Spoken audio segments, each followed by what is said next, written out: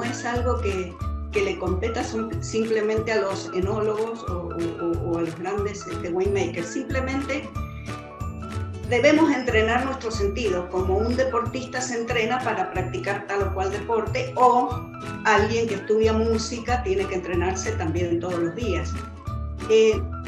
Para entender un poco lo que es el análisis sensorial y cómo podemos relacionar nuestros sentir hacia el vino, me gustaría hacer un ejercicio de música que es muy interesante para que todos entendamos, todo el mundo entienda, cómo podemos percibir las sensaciones.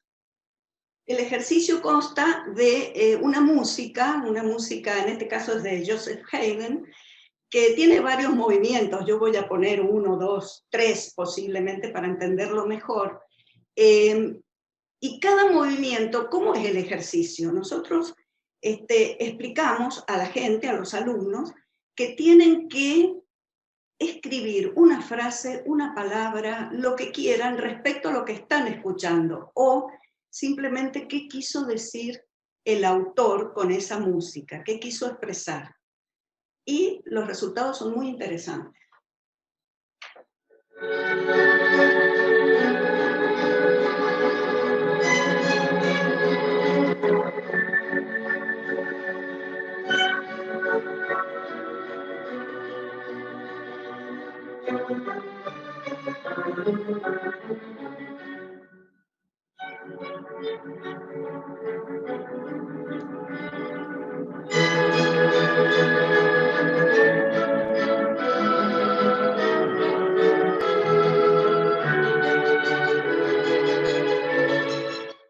Bueno, en este caso, se los voy a ir leyendo para hacer un poco más rápido, qué es lo que, en resumen, dijo un grupo de gente, porque esto es una recopilación de más de 30 años de hacer cursos de análisis sensorial.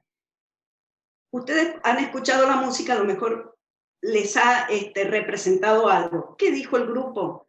Felicidad, elevación, ímpetu, pasión, alegría, fuerza, energía, suspenso. Vamos al otro movimiento.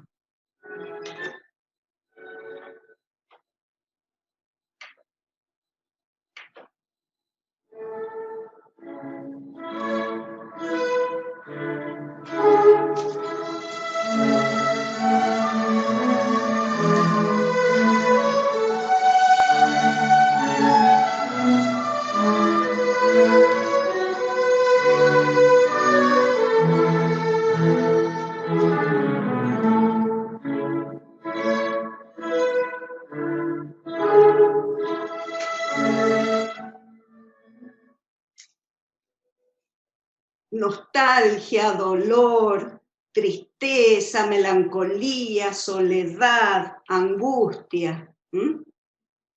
Y el último que vamos a escuchar, son varios, pero vamos a escuchar uno más.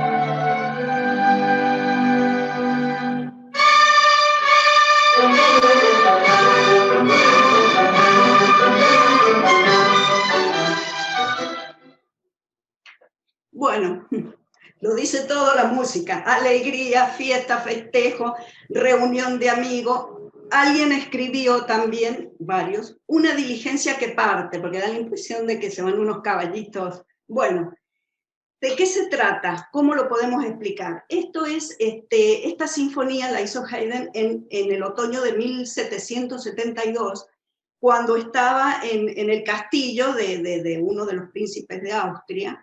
Y todos los príncipes en aquella época, los reyes, tenían su staff de músicos, de las orquestas, etcétera, etcétera.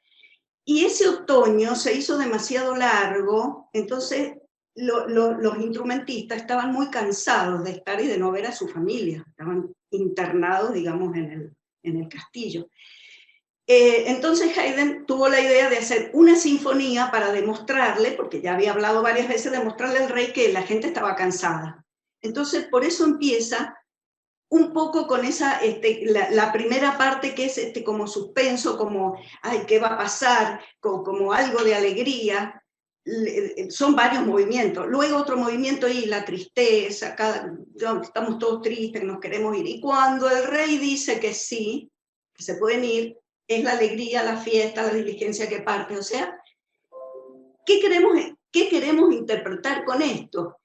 Que cuando uno degusta un vino, lo primero que le quiero aclarar es que nadie es especialista en música, pero todos lo interpretaron perfectamente. Lo mismo pasa con el vino. Cuando degustamos un vino, no tenemos que ser técnicos, podemos degustarlo sin serlo, o sea, simplemente tenemos que decir lo que sentimos, qué es lo que apreciamos en un vino.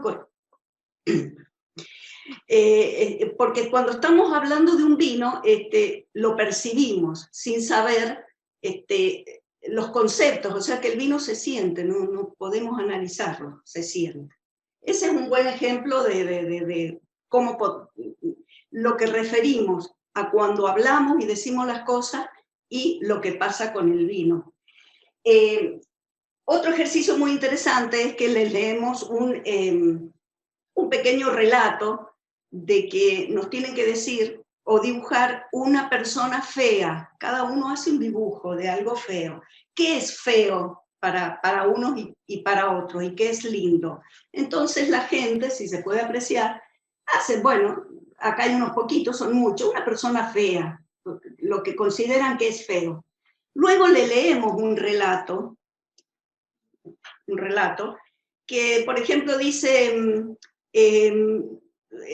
Zurilo, supongamos se llama Zurilo en este caso, es una persona fea, es un pescador, que tiene la cabeza muy pegada al cuerpo, babea mosca, etcétera, etcétera, etcétera. Uno lee un pequeño párrafo y la gente dibuja Zurilo.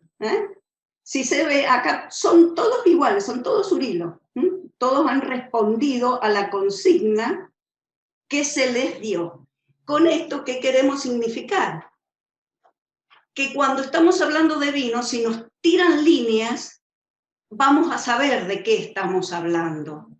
¿No es cierto? No podemos decir este vino es rico o es feo. Tenemos que decir este vino no me gusta porque es muy ácido, porque le siento los taninos, porque es astringente, porque le falta un toque de azúcar, etcétera, etcétera. ¿No es cierto? Acá pasa lo mismo. Esto lo queremos relacionar un poco con lo que es el análisis sensorial. Y bueno, ¿qué les puedo decir? Por ejemplo, para degustar, ¿no es cierto? Hay toda una técnica que muchos la habrán ya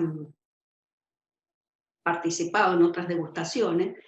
Es una forma de poder apreciar los aromas y poder hablar lo que uno sepa, técnico o no.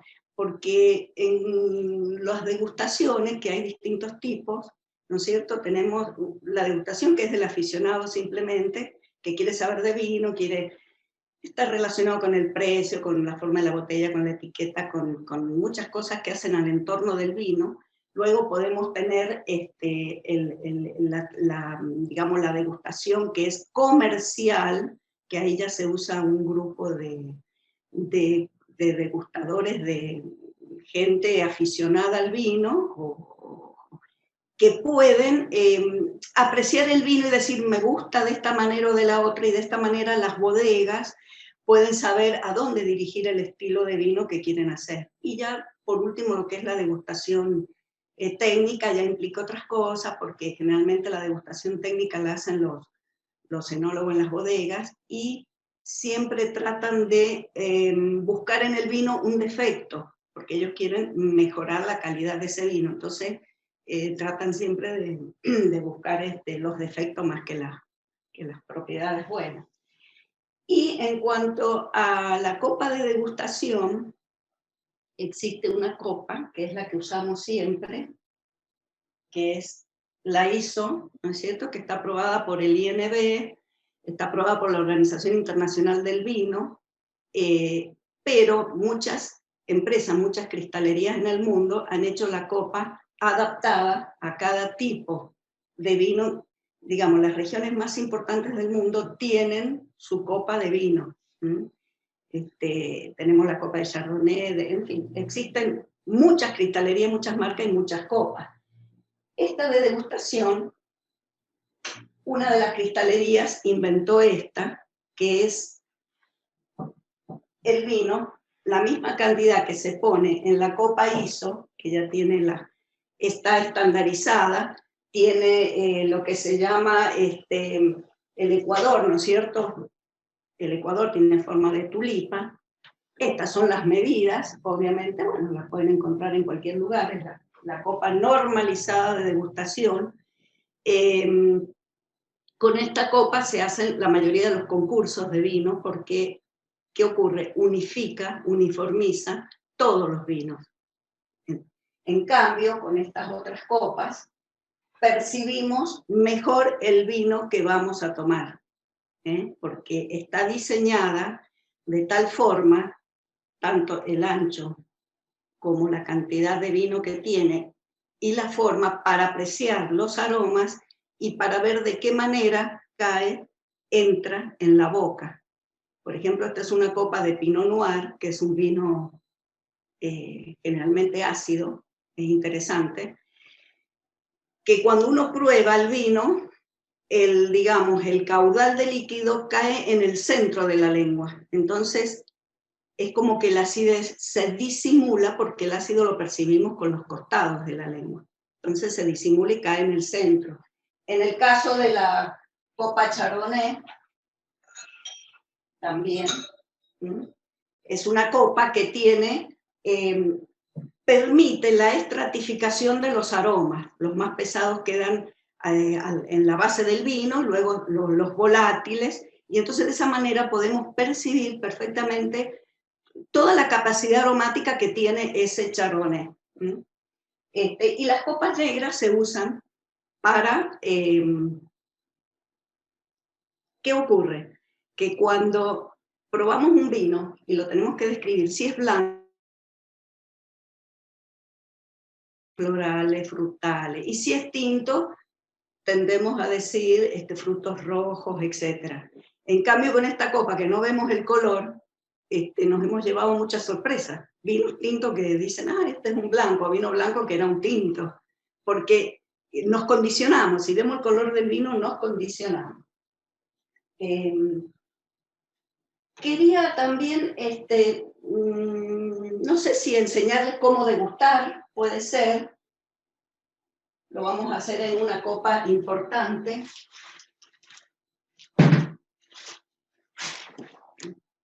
No, es una copa de degustación normalizada.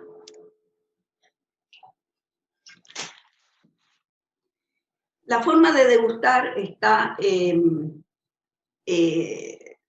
sabemos que la degustación es una herramienta indispensable, no solo para el vino, para todos los alimentos, están siempre bajo control con análisis sensorial de todos los productos. Todos los alimentos pasan por ese análisis sensorial. En el caso del vino, bueno, la copa siempre se llena hasta el ecuador, primero se perciben los aromas volátiles, luego se agita, aparecen otros aromas. Por último, se toma un sorbo y ahí aparecen los aromas retronasales.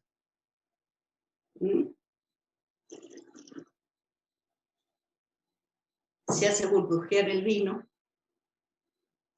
por la cavidad bucal y ahí aparecen todos los aromas y los sabores.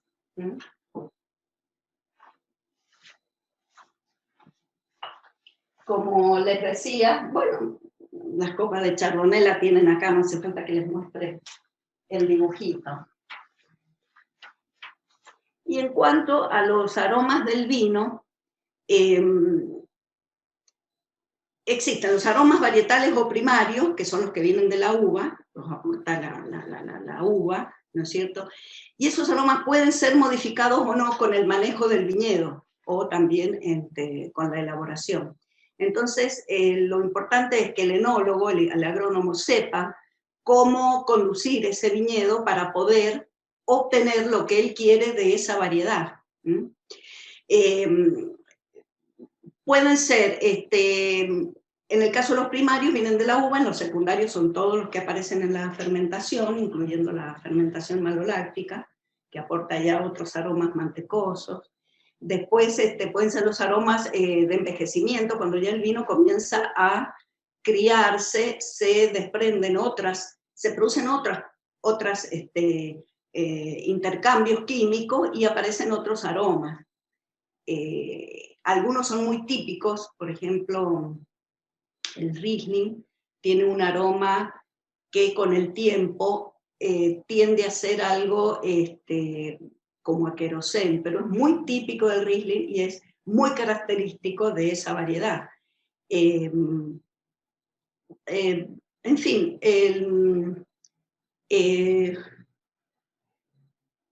nosotros hemos hecho, desde el INTA, un diccionario de degustación porque, ¿qué ocurre? Todo lo que es la percepción, nosotros recibimos la estimulación, ¿no es cierto?, un estímulo que produce una sensación en el cerebro. Esa sensación se traduce en una percepción. Cuando el cerebro lo percibe, significa que reconoce, pero no, a lo mejor no reconoce el aroma con el nombre, pero sí reconoce que es un aroma. ¿Cuántas veces sentimos un aroma y nos recuerda cuando éramos chicos, o, no sé, la casa de la abuela, el olor de las galletitas, en fin? No lo podemos describir, pero sí el cerebro lo percibe. Entonces, esa percepción que hace el cerebro recién puede traducirla. Se trata de tal o cual aroma. Y bueno, y en esa degustación tenemos, en esa percepción, tenemos la que es simple, que percibimos un aroma sencillamente, a lo mejor no sabemos lo que es, y la referenciada, que ya indica que tenemos conocimiento de lo que estamos interpretando, lo que estamos percibiendo. Y estos aromas, que son primarios, secundarios, etcétera, etcétera, son referenciados porque existen en el vino. Cuando nosotros decimos muchas veces un Cabernet Sauvignon tiene aromas a pimiento verde, es la misma sustancia que tiene el pimiento verde, que es la piracina, por ejemplo.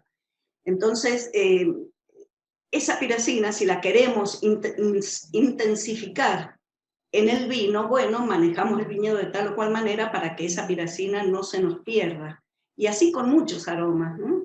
Los aromas los isomilos de, por ejemplo, la banana. La banana es un aroma muy típico que se percibe en muchos chardonnay que son fermentados en barrica, por ejemplo, y es la sustancia del isoamilo, que bueno, es una sustancia que está también en las bananas. Bueno, un poco, para hablar hay mucho, pero más o menos se han hecho también muchas experiencias con el tema de las copas, ¿no es cierto? ¿Por qué la copa tiene esa forma? ¿Por qué el vino blanco, la copa tiene que ser más ancha? ¿Por qué el Sauvignon se degusta en una copa un poco más fina y alargada? Son por los aromas que tiene el Sauvignon, ¿no es cierto?, que se perciben mejor en esa copa. Es todo una historia muy, muy larga el tema de las copas, pero bueno, están hechas para que el vino se perciba mejor. Por eso cada región tiene su copa. Nosotros en la Argentina hicimos en el año 1997 un workshop recuerdo con Ricardo Santos, que era el ex dueño de la bodega Norton, para crear la copa Malbec. Y esta fue la copa elegida de muchas copas que se degustaron el vino Malbec. Finalmente quedó este diseño, que acá se perciben perfectamente todos los aromas. La entrada en la boca del Malbec, que es una entrada dulce que se percibe en la punta de la lengua, es dulce natural, se perciben esas moléculas dulces, pero no es que tenga azúcar agregada. Y esta fue la copa elegida en la Argentina, que bueno, después no se hizo, pero fue la copa Malbec. Posiblemente ahora que el Malbec es la cepa emblemática, se pueda llegar a buen término.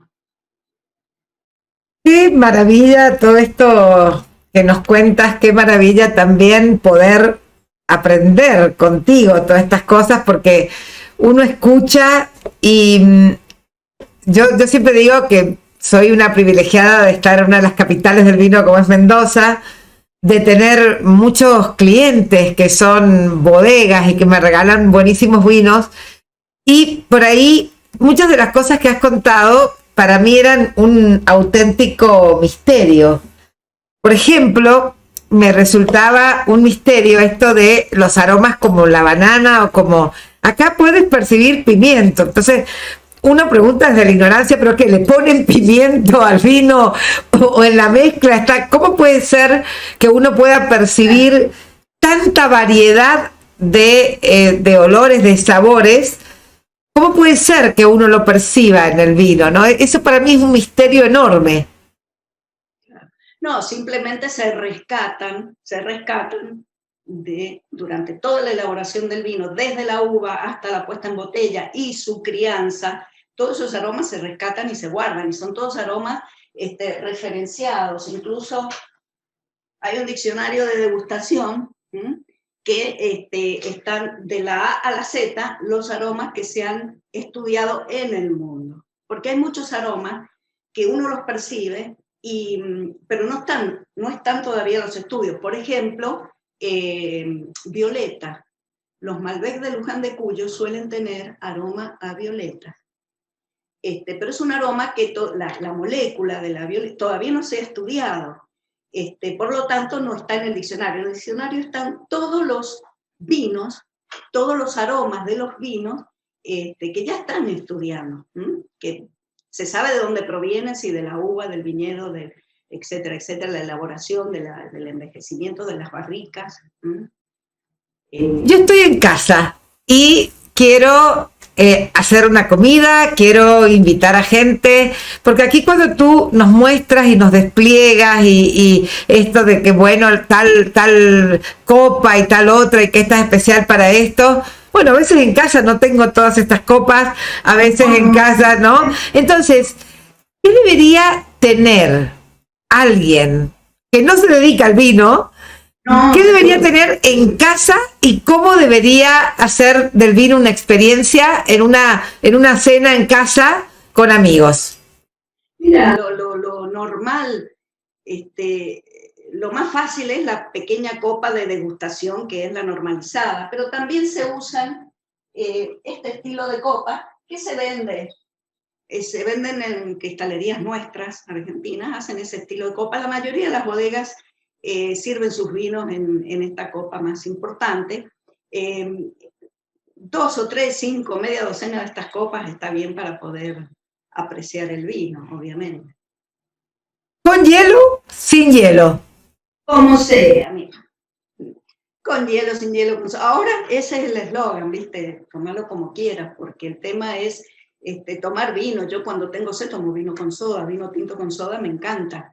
Si quieres apreciar bien un vino, sobre todo si es un vino de buen nivel, caro, porque uno dice es un vino caro, bueno, es caro, pero todo lo que conlleva ese vino, desde la uva, que hay que hacer un manejo especial, muchas veces bajar el rendimiento, todo lo que es la elaboración, las barricas son carísimas, duran de 3 a 5 años, se pueden usar. Todo es muy caro, después la presentación, el tipo de botella, el corcho, la etiqueta, o sea, todo el entorno ese es caro, entonces es un vino, si es un vino caro, bueno, mejor apreciarlo solo, obviamente. ¿Todo vino caro vale la pena el precio o hay mucho de marketing alrededor del mundo del vino? La relación precio-calidad es muy importante. Hay vinos muy económicos, pero muy económicos, que no pasan de 200 pesos y son excelentes vinos para todos los días. Y hay vinos muy caros que sí, el marketing pesa, un vino de 5 o 6 mil pesos la botella va mucho atrás de ese vino, ¿no es cierto?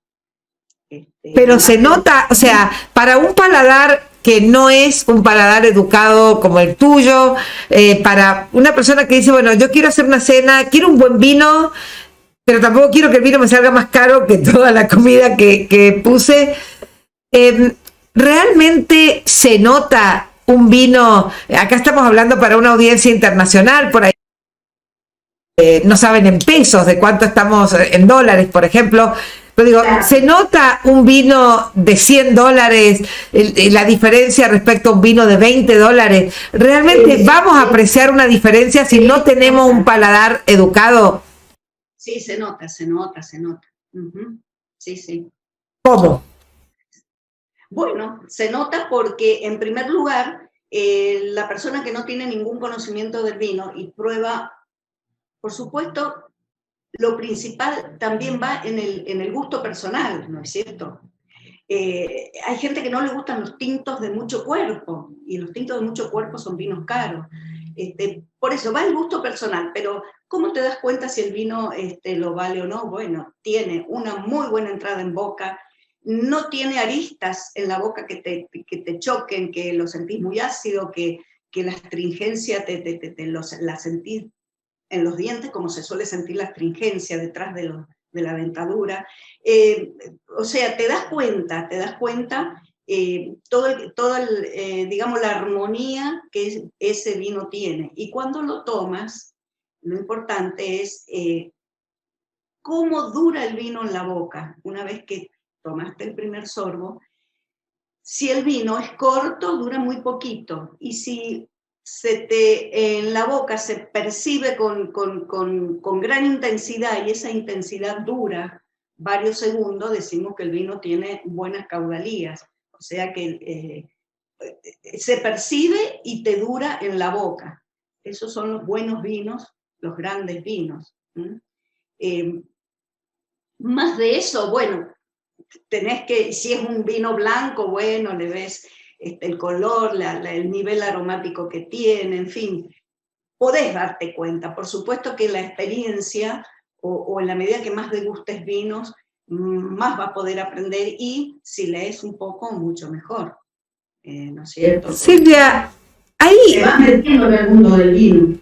¿hay diferencias naturales en la percepción sensorial entre varones y mujeres?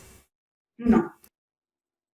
No, mira, no hay tiempo de explicarlo ahora, pero hay un trabajo muy interesante, el Smell Survey, donde se hace una serie de investigación relacionada con los aromas y la gente de todas partes del mundo, distintos grupos humanos. Dentro de esos grupos humanos, hombres, mujeres, razas diferentes, gente que trabaja en fábrica. Dicen que las mujeres embarazadas son más sensibles a los aromas. Se comprobó que no. Dicen que los fumadores, según ese trabajo, ¿no? Que los fumadores perciben menos porque tienen menos capacidad por el tema tan fuerte del tabaco. No, tampoco fue así.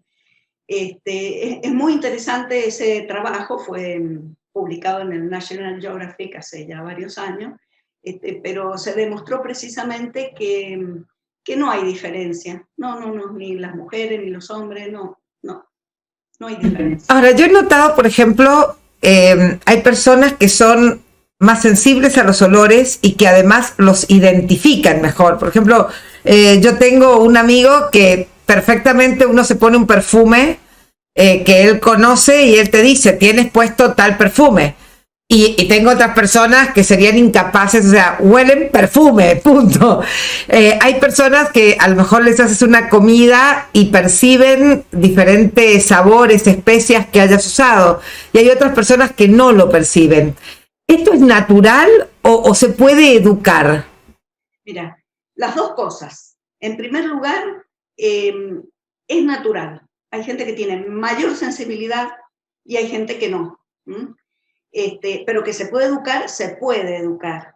En el curso que he dictado desde hace tantos años, se hace una serie de aromas, un kit de aromas naturales de los aromas que están en los vinos, blancos y tintos.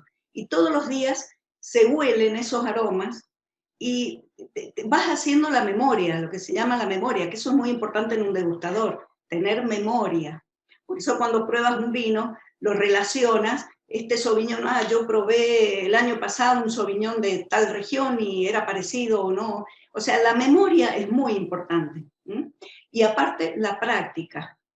La práctica es muy interesante de poder ir conociendo esos aromas que están íntimamente ligados a un varietal, a un vino, e incluso lo puedes distinguir. Te digo que, por ejemplo, gente no especializada en vinos, hemos terminado el curso a lo mejor, y prueba un vino y dice, este es un Cabernet Sauvignon, y es de una región fresca,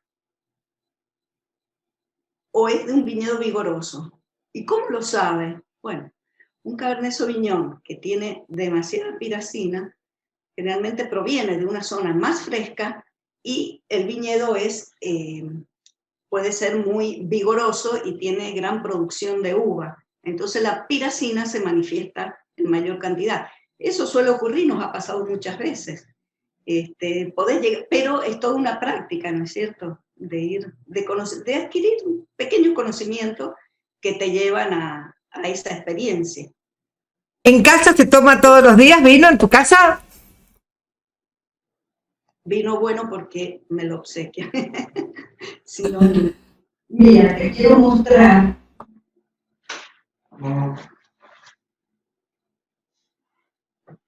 Este libro, que se le puede hacer llegar gratis a la gente, en fin, ya veremos cómo.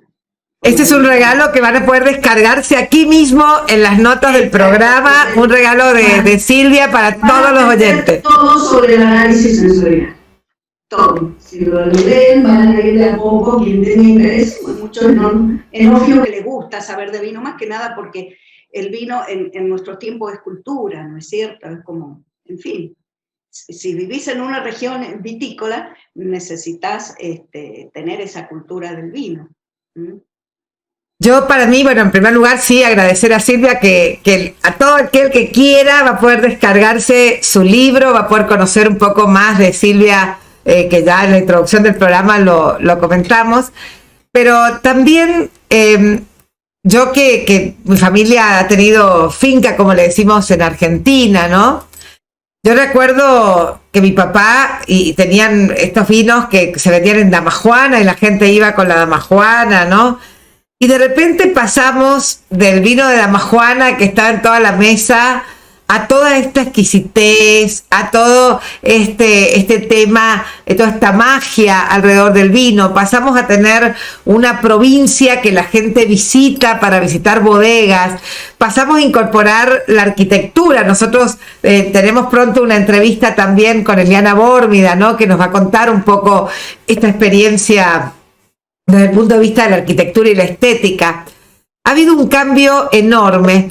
Y hay una cosa que a mí siempre me queda, y por eso quise hacer este programa contigo, Silvia, esto de que parece que el vino se hubiera alejado de la gente y hubiera pasado a ser como algo de una élite, ¿no? O sea, si querés realmente disfrutar del vino, tenés que gastarte una fortuna, y si no tenés este vino carísimo, entonces no, y si no tenés la supercopa, y si no puedes saber, ¿no? Me reía una vez porque uno de las bodegas con las que yo trabajo, que yo le decía, ay, Dios mío, a veces no tengo ganas de tomar vino, a veces no me gusta, y a veces no sé, ¿no? Y entonces estoy rodeada de gente del vino, y quedo mal, y él me decía, Marita, lo que tú tienes que decir, cuando te preguntan, ¿qué tal el vino? Redondo en boca. Tú dices redondo en boca y quedas divina. ¿Qué significa redondo en boca? No tengo idea, pero queda precioso. Claro, pero no tiene ninguna lista que se despegue, no lo sentís ácido, no lo sentís dulce, no lo sentís astringente, lo sentís armónico, eso sería. Redondo. Y yo dale. Lo que dices, con el tema del vino, que ahora es un poco... lo que están tratando ahora las bodegas de hacer es de llegar al consumidor común, porque es cierto, tenés que gastarte mucha fortuna en comprar vinos que son caros. Yo recuerdo cuando empecé a trabajar en el INTA, las bodegas abrían los lunes a las 9 de la mañana y cerraban el viernes a las 5 de la tarde. No existía toda esta exquisitez que hay ahora, que podés visitar, que te enseñan de vino, que podés degustar sus vinos, que te explican de dónde viene la uva. Es una maravilla todo lo que podés aprender visitando las bodegas. Eso antes no existía, pues ahora lo tienes, y sí, el vino sigue siendo caro, ¿no es cierto? Un vino más o menos que quieras que sea de peso, un gran vino, y sí, es caro, es caro. Por eso también las bodegas están ahora incursionando en los vinos de menor graduación para los jóvenes, vino en lata, que son muy frescos, muy aromáticos, son vinos que empiezan a competir con otras bebidas, ¿no es cierto? Y son muy interesantes, muy interesantes. Culturalmente, indudablemente el vino tiene que evolucionar. Nosotros tenemos un auspiciante de este programa que es Juana Banana Hotel Boutique, un hotel de aquí de la ciudad de Mendoza, y ellos nos cuentan siempre que la gente que viene de todos lugares del mundo es porque Mendoza se ha posicionado.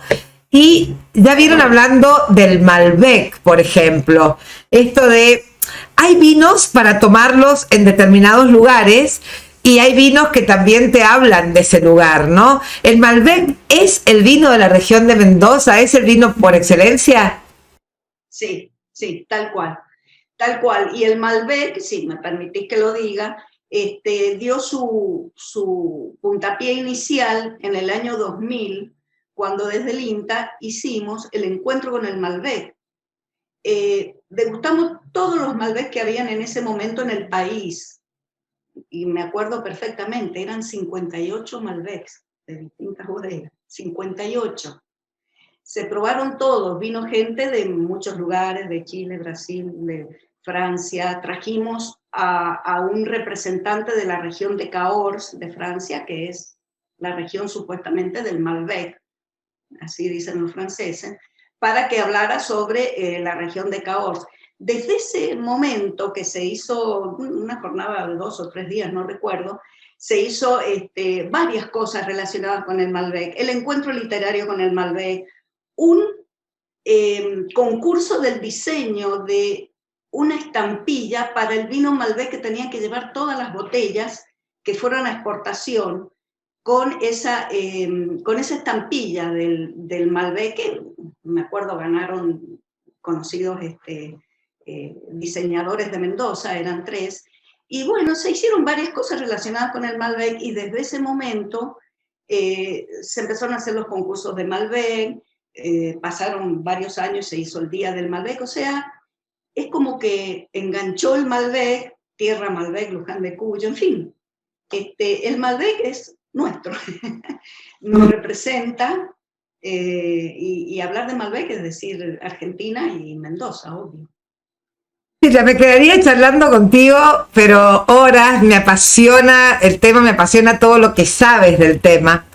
Yo quiero cerrar primero esta clase maravillosa que nos diste y esta entrevista contigo.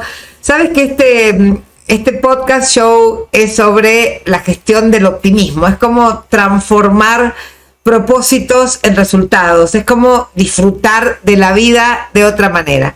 Entonces querría que cerráramos esta entrevista con 3 tips tuyos para que el vino nos levante el ánimo. Podría ser qué vino tomar, podría ser cómo tomarlo, podría ser algo que nos quieras compartir para que el vino también sea esto que nos mejore la vida, que nos dé alegría, que por supuesto siempre tomado con la moderación necesaria, sea algo que nos transforme. ¿Cuáles serían tus tips para nuestros oyentes? Por ejemplo, a mí personalmente me gusta disfrutar en días de verano un torrontés muy fresco, porque el torrontés es una variedad difícil para acompañar una comida, es muy difícil. Los chefs sabrán con el tema de las comidas cómo pueden combinar, pero bueno, es es complicado. Entonces, me gusta el torrontés solo, frío, una tarde de verano, en un jardín, etcétera, etcétera. Me parece estupendo, solo, tratando de percibir todos esos agradables aromas que tiene y toda la tipicidad que tiene un torrontés. Me gusta mucho, por ejemplo, lo que yo hago a veces, un buen espumante antes de cenar, no almorzar, sino antes de cenar, un buen espumante y saborearlo solo, tratando de no solo percibir sus aromas, el sabor, sino visualmente. Por eso tenemos la famosa copa de espumante, que es más bien alargada, porque uno ve el tema de las burbujas. Tienen que ser muy chiquitas y muy finitas. Mientras más finitas, pequeñitas que sean, y el desprendimiento constante es el método de elaboración que se ha llevado a cabo. Y bueno, y un tinto con amigos, un buen tinto. Mi tinto preferido es el Syrah, en reunión de amigos, puede ser con asado o no, exactamente, me da igual, pero sí con alguna comida que merite un tinto de mucho cuerpo. Me encantó, Silvia, agradecerte primero todo esto que has compartido con nosotros, agradecerte ese libro que quienes ven el show pueden descargarlo de aquí. Les invito a que la sigan a Silvia, que la busquen. Nosotros hemos puesto mucha información aquí en las notas del programa, pero estaría buenísimo que si les interesa el mundo del vino, no sé si de alguna manera estás haciendo algún curso online, algo que la gente pueda tomar, pues podríamos hacer, Silvia, un curso online. Se podría hacer un poco más digamos, yo preparé esto, pero en realidad no he dado curso online, o sea que me quedó la mitad en el tintero, pero Vamos a probar. Silvia Bagnina, muchísimas gracias. Para todos los oyentes de Gestión del Optimismo, un privilegio tenerte con nosotros. Muchas gracias. Bueno, muchas gracias. Un aplauso es para vos.